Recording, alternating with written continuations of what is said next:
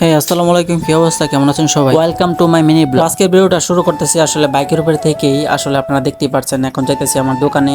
আসতে তেমন একটা সময় নাই, এই জন্য চালু করে গিয়ে দোকানটা খুলতে হবে। যাই হোক, আইসা বললাম দোকানে আইসা দোকান ঝাড়ু টাড়ু দেয়া মাত্রই বসলাম, দেখতেই পারতেছেন।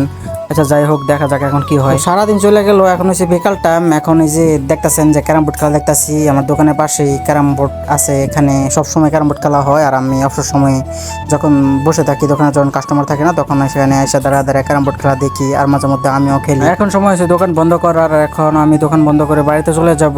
মোটামুটি অনেক খিদাও লাগছে, এই জন্য এখন দোকানটা চালু করে বন্ধ করে বাড়িতে যেতেছি। চলে আসলাম বাড়িতে, আর বাড়িতে এসে দিকে আমার পছন্দের খিচুড়ি রান্না করা, এই জন্য সাথে সাথে খাইতে বসে বললাম। খাওয়া দাওয়া শেষ করে আসা বললাম মুরগি বাজারে আলামিন স্টোরে, তার দোকান থেকে সদাই নেওয়ার জন্য।